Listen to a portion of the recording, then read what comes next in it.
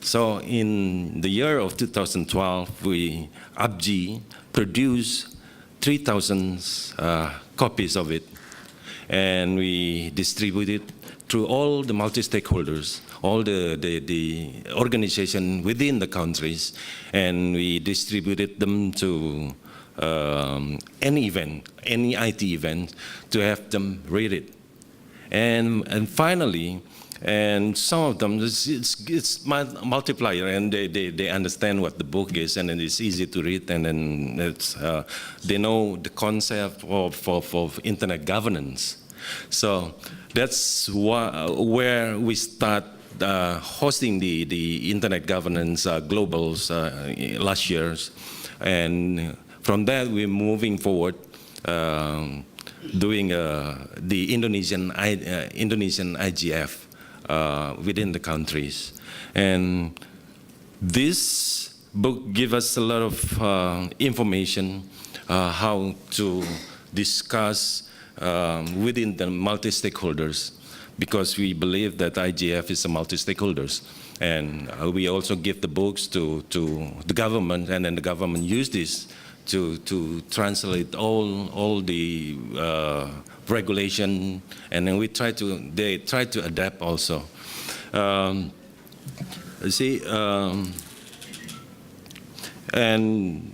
we've been using these books to discuss within organization how to do it, to make it topics and discuss the proper session. So in the past, in the last August, we did the second Indonesian IGF. We picked the topics out of these books, and we pick 4 topics instead. We pick a social, we pick legal, we pick economic, and one of them is infrastructures. And then from that point, we break down all the session. So again, I would like to thank to Jovan and Diplo, has been being tremendous help to us, so to make us understand what the internet governance. In the future, we are moving forward to produce more copies, and of course with the latest edition, and then we're trying to do all the multi-stakeholders, trying to distribute it to outreach the remote area, and distributed them to all the schools. So the youngsters, what we call it, the native digital, now would understand what the internet governance is. I think thanks again. Thank you. Again, some more interesting comments. Before I joined Diplo 4 years ago, I was involved in the publishing industry. And one of a commissioning editor's dream things is when you find a book that crosses various genres. A book that is both instructive, technical, and also accessible. And I think with the comments from Dorman about how it formed a basis for building an IGF in a country, that's a comment that has been repeated quite a number of times actually at the booth over the last couple of days from representatives of countries who as yet don't have an IGF. And they're using this book as almost a how-to instructional toolkit type. So our final panelist this evening is Fatima Combernero. Now, Fatima, I'm probably going to extremely mess up the title of your NGO, given that I'm Irish, I'm monolinguistic, and the only thing I can speak is English. Agia Densi, am I right? Yeah, that be it. From an NGO in Argentina, and Fatima was responsible for actually doing the translation for one of our most popular translations, the Spanish edition. So Fatima, can you speak to this? Yes, thank you. Thank you for the invitation. I am from Argentina. My mother tongue is Spanish, so sorry for my English, it's horrible. I am a fan of Diplo Foundation, and I took several courses at Diplo Foundation. My introduction to the internet governance world was through the book of Jovan, and I recommend this book to all my students of different generation and different universities, of course. And then I offered my collaboration to translate the book in Spanish several years ago. And finally, we are working in this translation, and I think it's very important for the Spanish community to take a material in our language and can to enjoy this content of internet governance, because all the people that learn about the internet governance use this book. And I think you will enjoy the version in Spanish ASAP. Thank you. I currently live in Budapest, and I am very delighted to say that most of my friends speak 6, 7, if not 8 languages fluently. Now, it's a little embarrassing for somebody who speaks English, 2 sentences in Hungarian, and a smattering of Irish. But they have all assured me that the one thing, even though they are fluent native speakers, they are non-native speakers rather, the one comfort they get is they much prefer to read in their own language. And I think with an instructional book such as this, having it translated into a language takes it an awful lot further than it would go if it were just in English. English probably maybe is the working language for most of internet governance, but I think if there is an opportunity from any of you in the room to consider translating this edition into your own language, we would be so happy to talk to you. Now, I don't know everybody individually, and I'm just wondering, is there anybody else in the room who's familiar with an edition in another language? Yeah, would you like to talk? Tell us where you're from and what language. My name is Andrei Sherbovich. I came from Russia, Moscow, Higher School of Economics, and I'd like to tell you the story related to the Internet Governance book. So, firstly, I began the course on Internet governance in our master's program on public law in 2011. And I've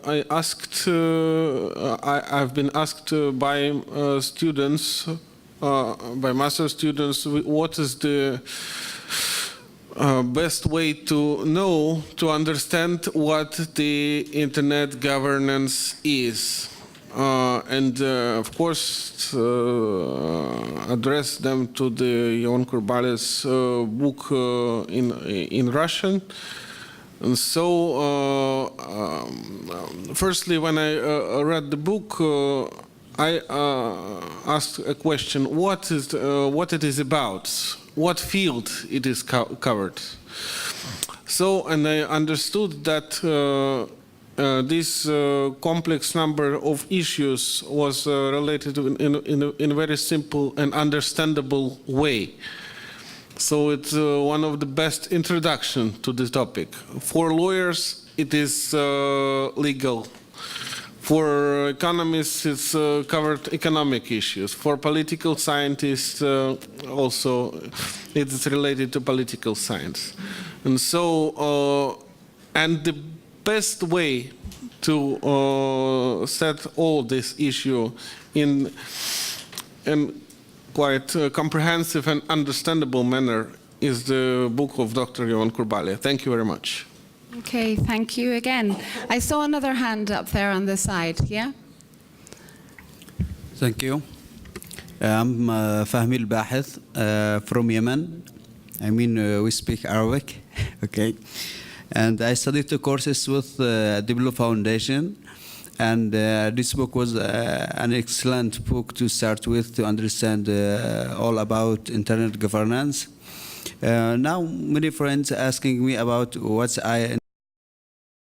my answer to them is to send them the link for this book in Arabic. It's really easy to read and graphics. It's an excellent book, really. Thank you for all people who work in this book. Thanks. Thanks. So that's 5 of the 10 languages covered. Bernard. Hi. I just want to share one cute, nice story. Back in 2011, I think, I was taking 3 copies in English of the Introduction to Internet Governance with me to Lebanon, and 1 copy in Arabic. And I was going to Lebanon, and on my way, it was the IGF actually, and it was the second day.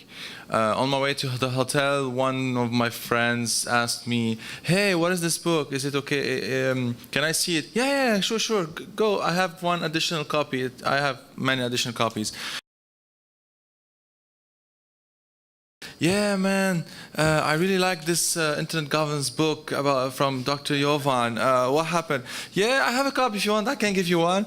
As I go to my room, I go down to the lobby to meet some friends. One of them speaks Arabic. Yeah, man, I've seen this Arabic copy and they no longer have any Arabic copies of this book. Yeah, wait, I have an Arabic copy. I can give you the Arabic copy. So I gave the guy an Arabic copy and I ended up with one copy, which I ended up giving to another one the next day. And I ended up having no copies of my own. But it's good because I can also download it from the internet, which I did on my iPad, and I can read it from the iPad. And I think I was one of the first to get this version, the 6th version here in Istanbul. So thank you very much. Thank you, Bernard. Is there anybody else in the room whose experience with one of the other translations? May I add a small point? I forget, yes. Certainly. I mean, we are in Yemen going to launch the national IGF. And I can say the whole process started with this book. Thanks. Another accomplishment. Thank you. I also want to add something. Maybe we are all different. We are all from different countries, but by the help of this book, now we are talking the same language and understand easily about internet governance. Therefore, it is very important for us because in our country, between different companies or between different people, when we say some words or some definitions, all we understand differently before. But now, after I'm sure that we will start to talk with the same language all around the world by the help of this book. Okay, thank you. Now, again, with my former publishing hat on, one, again, of a commissioning editor's dream is to sit in a room full of people who are fans of the author's work and to have the author present. Now, some authors, unfortunately, are not that accomplished at public speaking, and more are too shy to answer questions, but fortunately, Jovan suffers from neither of those hindrances. So he is actually a captive, your captive. So if any of you would like to ask him any questions about the process of putting this book together, the process of revising this book, now it's in its 6th edition, or the feedbacks and responses that he's received, I'm sure he'd be happy to answer those questions for you. Mary, one correction, I'm a very, very shy person. Yeah. Anybody, any questions? Bernard.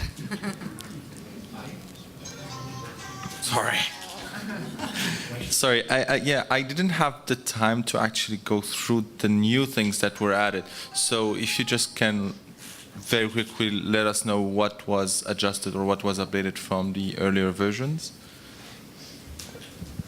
Yes, well, the last 12 months were extremely decisive in developments of internet governance, and we did 5.5, I would say, version. We need soon to produce another version, mainly related to the acceleration of internet governance after Snowden revelation. It is clear that internet governance is moving much, much faster. Therefore, the issues were mainly related to question of data protection and surveillance, new economic business model built around data. This is the big new issue. As a matter of fact, I'm arguing in the book that the major internet governance issues will be built around the question of data and protection of digital assets of institutions and citizens.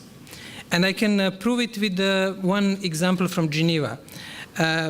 In Geneva is the host of UN Human Rights Council.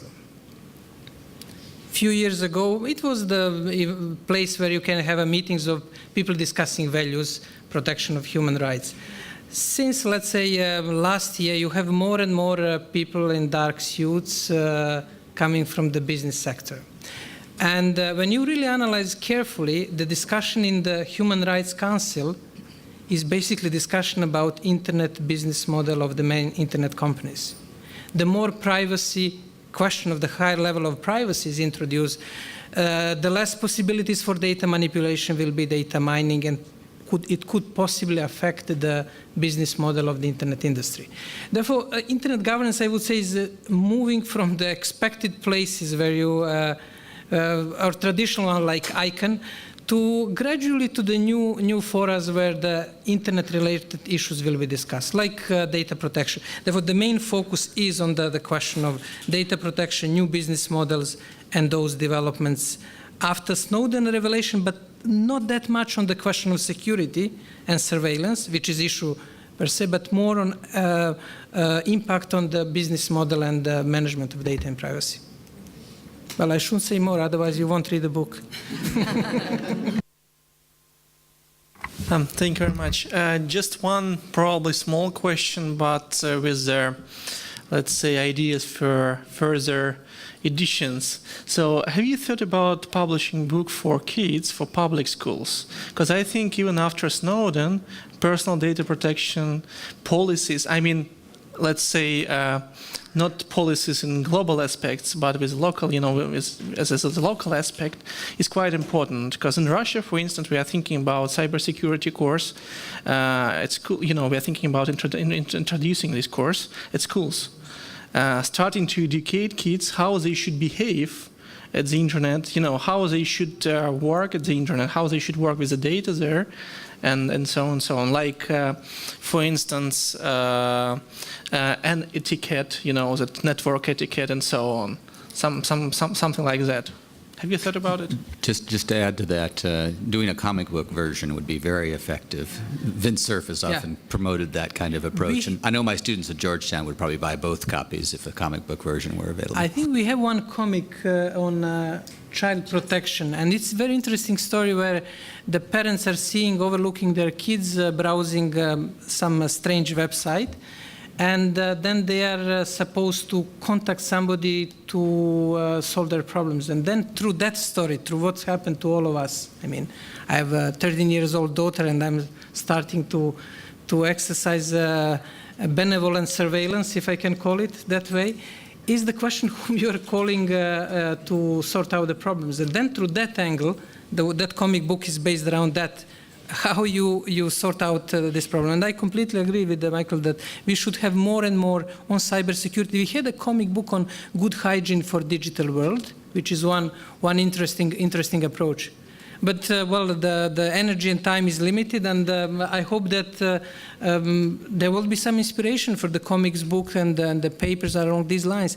We at Diplo have a very interesting system. We have the creative artists in our creative lab, people who convert abstract concepts into drawings and comic books. Therefore, I invite the community to come with the ideas what we can do on cybersecurity and other issues, definitely. Sorry, just small comment. Would be great if if it's not just a comic book, but also just traditional course book for, public schools for like almost graduates, like, I don't know, 9-year grade, 9th grade, 10th grade, something like that. When you come to my office in Geneva, I have the photo of Corto Maltese. Corto Maltese is the famous Hugo Pratt's character from comic books, and the people ask me, who is this guy? He's my president, and he's the guy who was, if you're familiar with him, he is quite a character. He was very, very human with whole strengths and weaknesses, but and he ended up in all sorts of strange situations, but ultimately he was trying to do something good. And I like this approach of appreciating what we are, not aiming for something which is unrealistic, and comic books and these illustrations require a lot of abstract thinking. And I can tell you, sometimes for one drawing, we spend a month and a half in discussion on different concepts. If you want to have some fun, some sort of fun, and to be inclusive in representing different concepts and in abstraction. Therefore, honestly, it's much easier to write a book, academic book, than to make some good comic book or drawing. That requires a lot of time. But I appreciate that comment, and it's important to have also textbooks as background materials. And read Corto Maltese, please. Anybody else have any questions they'd like to put to Jovan? Jens? My name is Jens from Germany, and there's no German translation, so I just skipped through some hours ago. And apart from that, I'm missing a little bit more the positive views. But the child protection is important, but child protection is one issue and is a dark issue, and I think we have to pronounce more the positive use of the internet, and especially in Germany. So Germany is having the internet for quite a while, so you think there should be no discussion and no need for introducing internet governance, but there's another group apart from the children who needs an introduction to internet governance, and that's German politics still. And maybe a comic would be good for them also. No, but on the baseline, it's really important because now the digital agenda, guys like me, we're doing that for years now, but finally there's a certain awareness of the general politics that having something like a national digital agenda could be a nice idea to have, and that's the moment where we are forced, and like Jem said, that giving it to the multi-stakeholder people, I think it's important because many of your baskets are targeting not only us as the internet community, but many related fields of politics. And they need to know more about internet governance before they only hear about fear and uncertainty. They need to know that this is actually the internet is a chance to restarting enlightenment and some other good ideas. And therefore, I hope that there's be a German translation coming up, or maybe we should talk about that later. Be careful what you ask for, Jens. Yeah. Jovan. Just one excellent comment, and I would be very, very happy, and please, if you can have a German translation. One probably chapter for the next issue is the question of the real conceptual and philosophical issues that we have to address. And do we need a new social contract along the Hobbes-Rousseau's social contract? There are serious issues. And all the one apply to the new world, and also relying on the great thinkers of Asia, Confucius, or Ibn Khaldun from Arab world.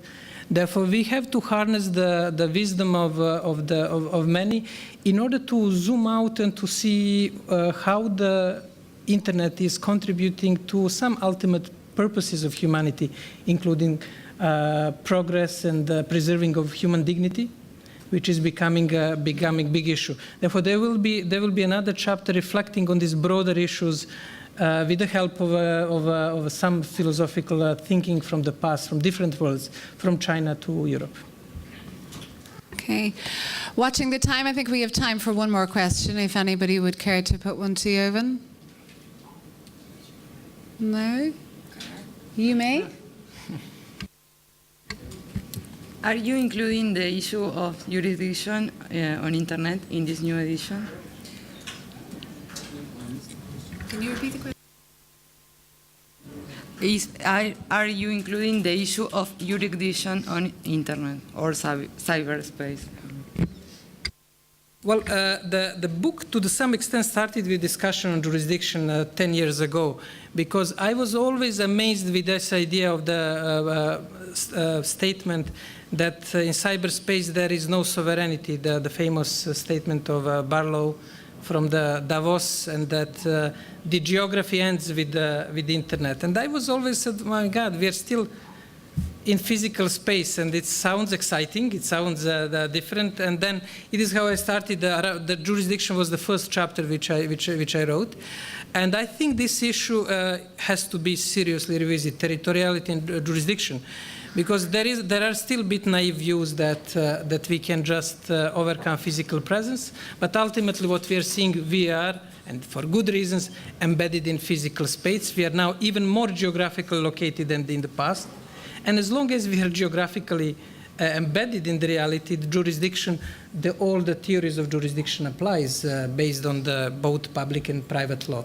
Therefore, I plan in the next edition to really strengthen this jurisdiction part, including the question of universal jurisdiction, jurisdiction in private law, and other issues. Therefore, in a way, I will return to the roots of the origins of the book. Thank you. And again, from a publishing background, I think that's one of the joys of a book that has seen so many editions in an industry, in an area that is constantly growing and changing. So as Jovan said, this is like the 5.5th edition really, as opposed to the 6th, and that we do hope to have another one out next year, soon next year in the first half. So with that, I would like Jovan, do you have any closing comments?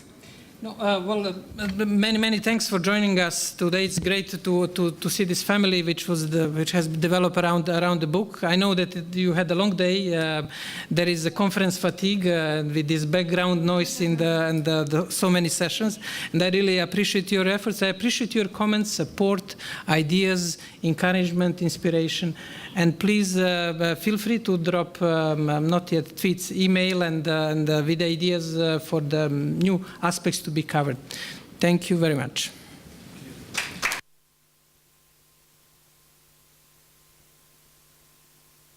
Before we actually break, could I ask any of you in the room who are interested in doing translations into any language of this edition, maybe to have a word with me before you all run off to the big tent?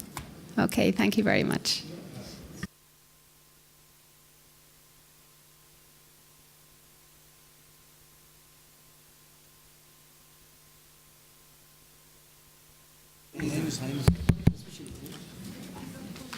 And those of you who'd like to join us for a celebratory drink, you're welcome to stick around too. Thanks.